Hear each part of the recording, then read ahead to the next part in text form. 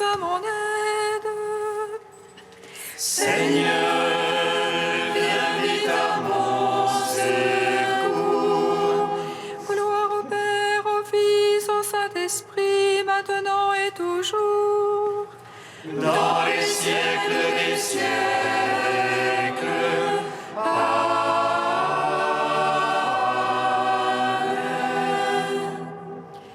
Viens, Esprit Saint,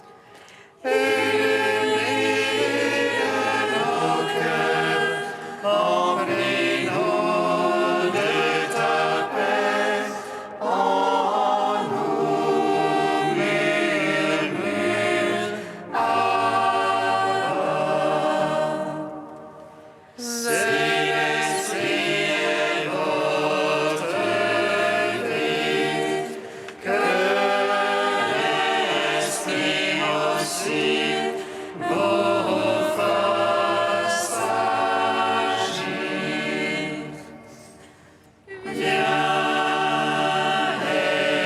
Esprit Saint, illumine nos cœurs, remplis-nous de ta paix, en nous murmure.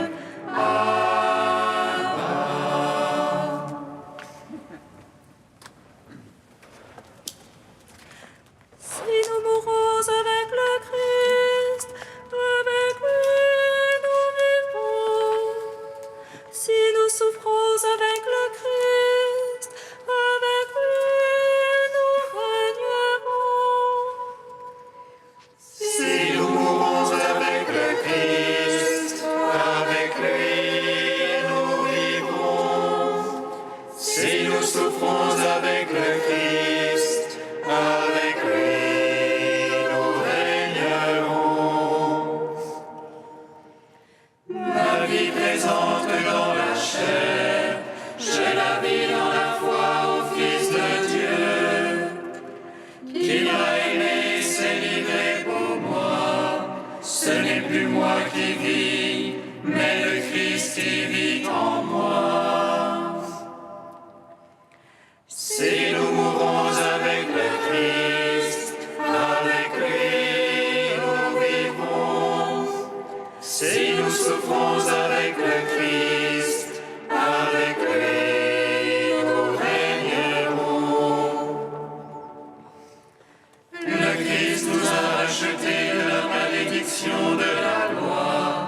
Il est devenu malédiction pour nous sauver, afin que tous puissent recevoir en lui la bénédiction que Dieu avait donnée à Abraham. Si nous mourons avec le Christ, avec lui nous vivrons. Si nous souffrons avec le Christ, avec lui nous régnerons.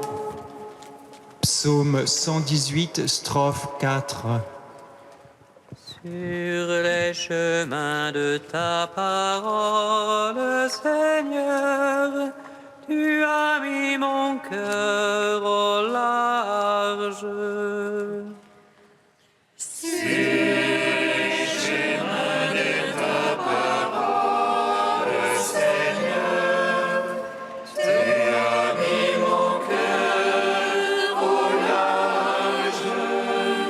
Mon âme est collée à la poussière.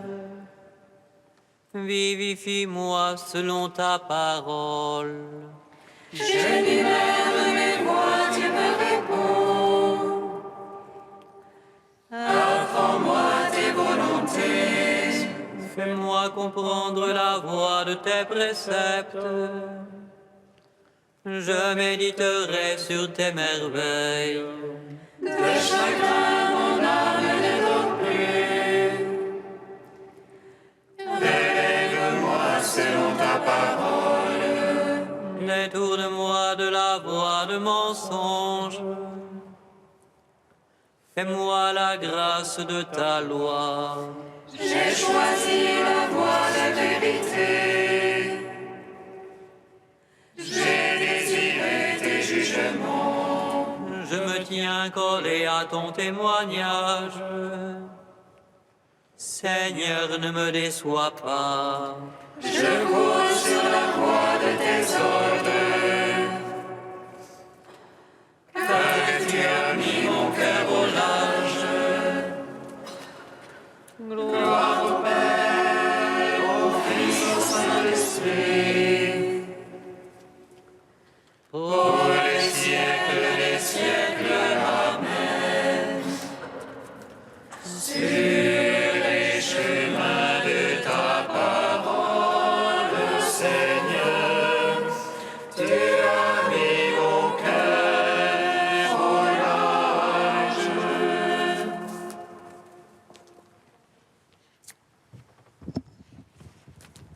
Psaume 122. Ô mon Père, garde dans ton amour ce que tu m'as donné.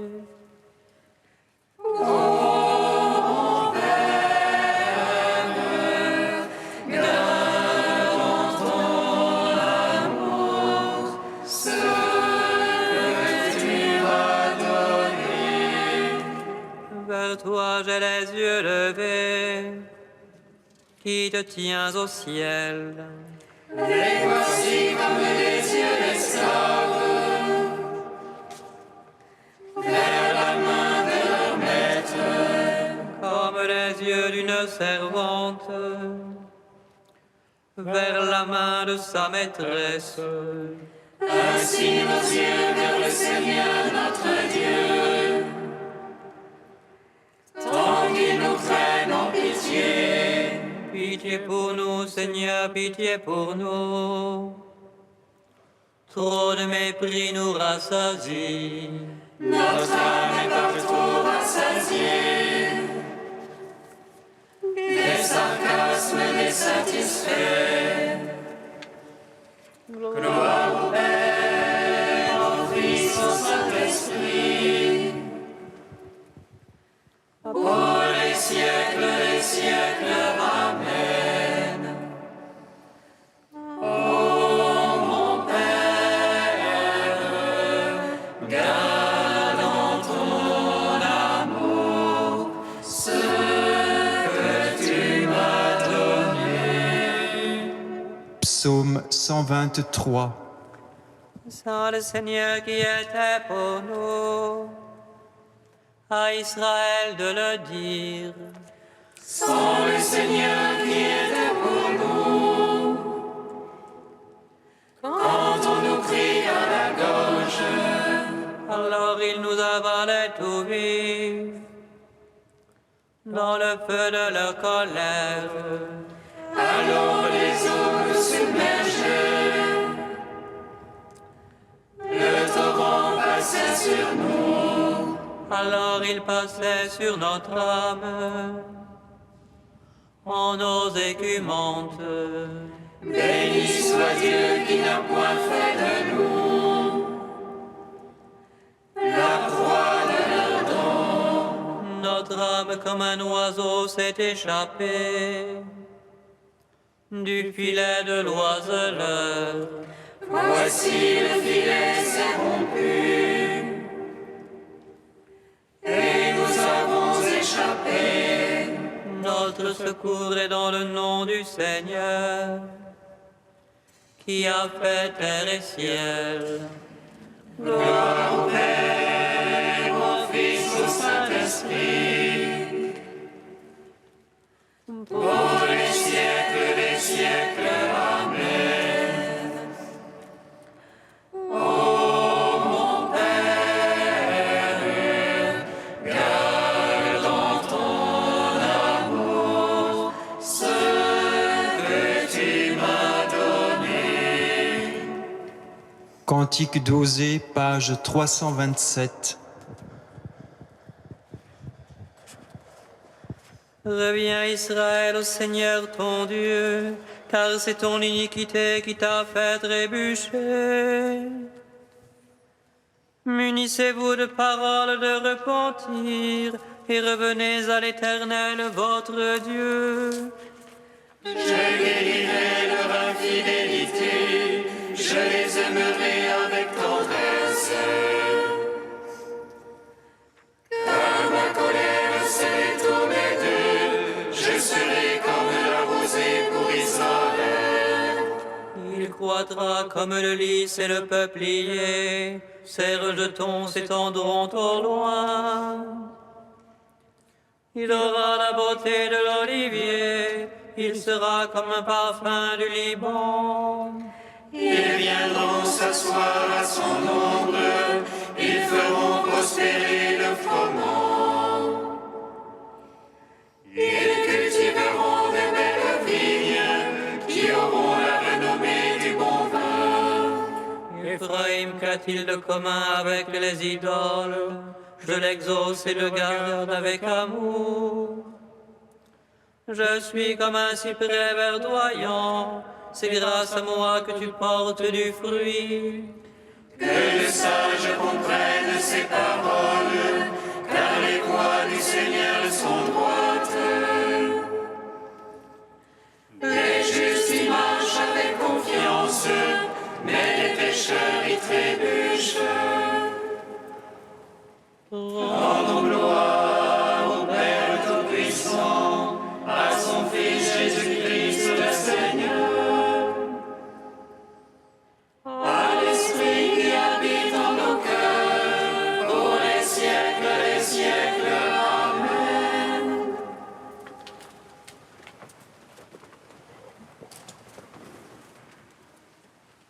D'Olivier Clément, le carême, festin lumineux.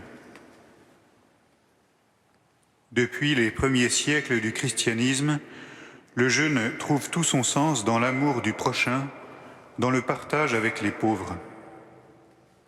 Car l'aumône, dans l'Église ancienne, n'était pas un don négligeable, mais un véritable partage, et celui-ci avait valeur sacramentelle, devenait un prolongement de l'Eucharistie. Dans l'Évangile de Jean, le récit de la scène est significativement remplacé par celui du lavement des pieds. Et la mise en scène du jugement dernier par saint Matthieu montre dans l'affamé, l'étranger, le malade ou le prisonnier une présence quasi sacramentelle de Jésus. Aussi, dit saint Jean Chrysostome, si l'on veut être semblable à Dieu, il faut l'imiter dans sa miséricorde. Jésus-Christ ne dit pas « Si vous voulez être semblable à Dieu, matez votre corps, mortifiez votre chair, purifiez votre cœur, élevez votre esprit à lui par la prière. » Ces vertus, toutes nécessaires qu'elles soient au salut, ne sont point après tout le caractère et l'essence de Dieu. Mais la bonté, la compassion, la miséricorde et l'amour, voilà tout à la fois et la nature de Dieu et son ouvrage. Dieu nous a fait l'aumône de son Fils. Se revêtir d'entrailles de miséricorde, c'est donc prolonger la tendresse du Père.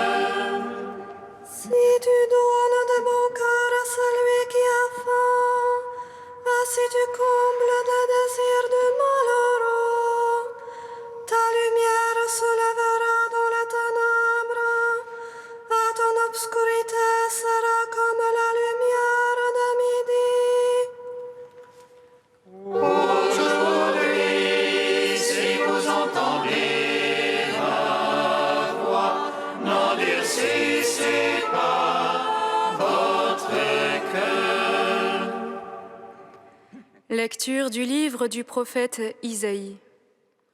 Ainsi parle le Seigneur. Si tu fais disparaître de chez toi le joug, le geste accusateur, la parole malfaisante, si tu donnes à celui qui a faim ce que toi tu désires, et si tu combles les désirs du malheureux, ta lumière se lèvera dans les ténèbres, et ton obscurité sera lumière de midi. Le Seigneur sera toujours ton guide. En plein désert, il comblera tes désirs et te rendra vigueur. Tu seras comme un jardin bien irrigué, comme une source où les eaux ne manquent jamais. Tu rebâtiras les ruines anciennes, tu restaureras les fondations séculaires. On t'appellera celui qui répare les brèches, celui qui remet en service les chemins. Si tu t'abstiens de voyager le jour du sabbat, de traiter tes affaires pendant mon jour saint, si tu nommes délice le sabbat et déclares glorieux le jour saint du Seigneur, si tu le glorifies en évitant démarches, affaires et pourparlers, alors tu trouveras tes délices dans le Seigneur. Je te ferai chevaucher sur les hauteurs du pays, je te donnerai pour vivre l'héritage de Jacob ton père. Oui, la bouche du Seigneur a parlé. Gloire à toi, ô Dieu vivant, gloire à toi. Gloire à toi, ô Dieu vivant, gloire à toi.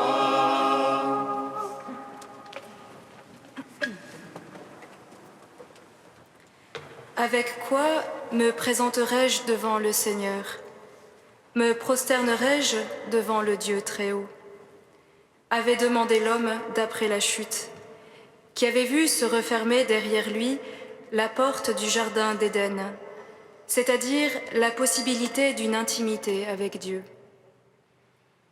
Et le prophète Michée lui avait répondu « Rien, si ce n'est d'accomplir la justice, d'aimer la bonté et de marcher humblement avec ton Dieu. » À une question à peu près identique, il désire être proche de Dieu, entendions-nous hier au début du texte, le prophète Isaïe répond aujourd'hui de manière semblable. Et la réponse ne laisse pas de nous dérouter. À celui qui veut être proche de lui, le Seigneur répond en effet « Occupe-toi d'abord de ton frère ». Apparemment, ce ne sont donc pas d'abord l'ascèse, la prière ou le culte liturgique que le prophète présente comme moyen privilégié de se rapprocher de Dieu, mais le souci du frère.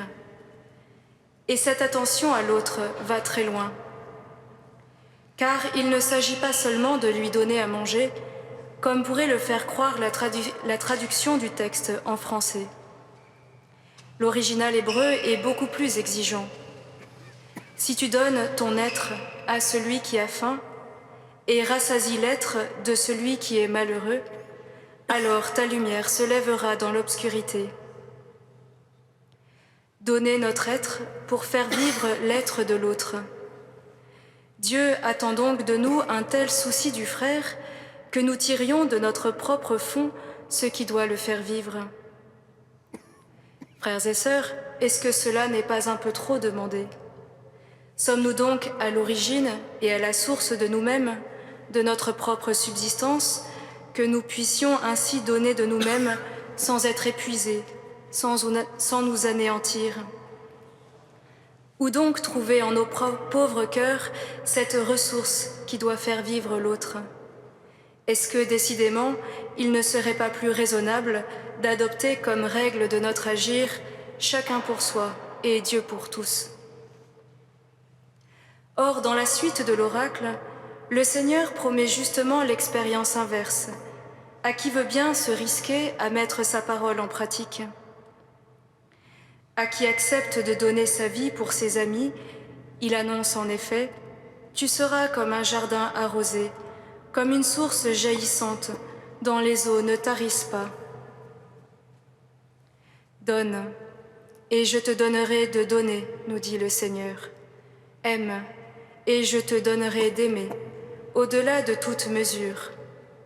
Meurs à toi-même, car donner, c'est toujours un peu mourir, pour que la vie fasse son œuvre autour de toi.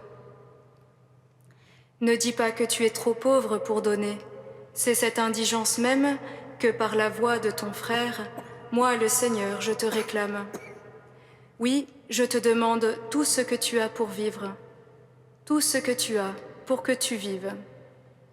Car en donnant, en aimant, comme si cela venait de ton propre fond, tu découvriras au cœur de ton cœur la source toujours vive de l'amour, source jaillissante, dont les eaux ne tarissent pas. Cette source plus intime à nous-mêmes que nous-mêmes, elle a un nom, frères et sœurs, c'est Dieu lui-même, car Dieu est amour. Alors seulement nous comprenons que ce frère à côté de nous, qu'il fallait aimer comme soi-même et de tout nous-mêmes, n'était pas là par hasard. C'est le Seigneur qui l'y avait placé pour qu'en aimant ce frère, nous découvrions au fond de nous la source de l'amour. Dieu était là, tout proche, et nous ne le savions pas.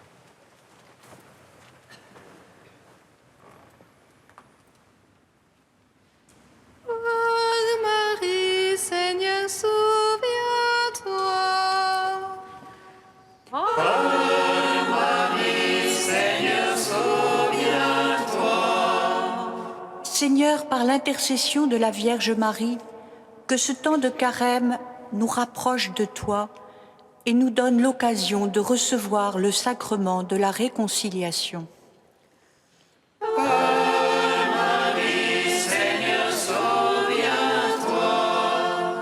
Seigneur, par l'intercession de la Vierge Marie, que ce temps de carême nous rapproche des autres et nous donne l'occasion de vraie réconciliation avec notre prochain. Marie,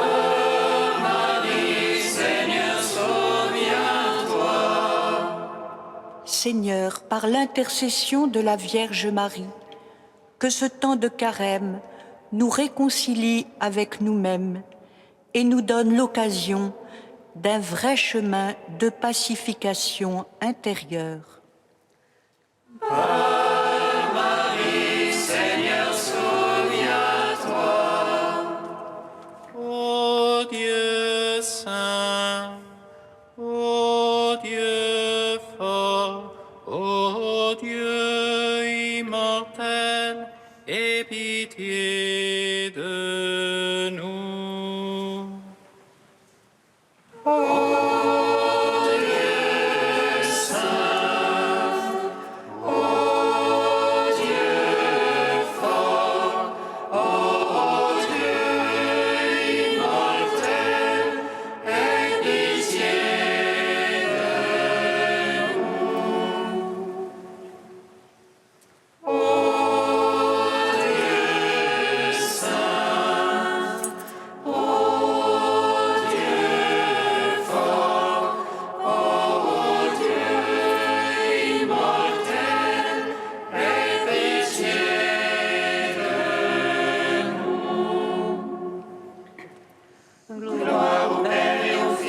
Saint-Esprit, maintenant et toujours et dans les siècles des siècles. Amen. Dieu immortel, aie pitié de nous. Ô Dieu saint, ô Dieu fort, ô Dieu immortel, aie pitié de nous. Comme nous l'avons appris du Sauveur et selon son commandement, nous osons dire: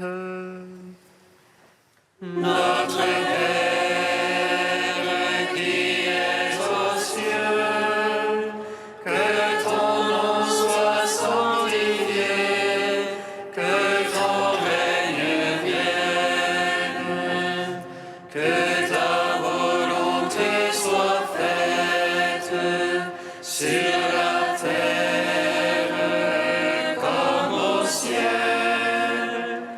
Donne-nous aujourd'hui notre pain de ce jour. Pardonne-nous nos offenses, comme nous pardonnons aussi à ceux qui nous ont offensés. Et ne nous soumets pas à la tentation, mais délivre-nous du mal. Amen.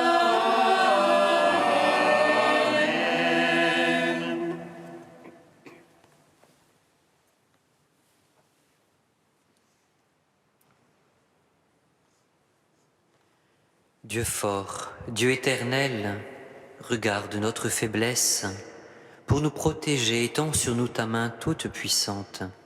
Par Jésus-Christ, ton Fils unique, notre Seigneur et notre Dieu, qui vit et règne avec toi dans l'unité du Saint-Esprit, un seul Dieu pour les siècles des siècles. Bénissons le Seigneur.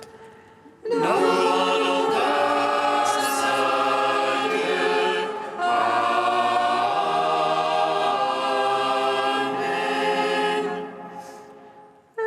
annonça à Marie qu'elle serait la mère du Sauveur. L'Esprit Saint, réjouis-toi, Marie pleine de grâce, le Seigneur est avec toi. Tu es bénie entre les femmes et Jésus, le fruit de ton sein, est béni. Voici la servante du Seigneur. Qu'il me soit fait selon ta parole. Réjouis-toi, Marie pleine de grâce, le Seigneur est avec toi. Tu es bénie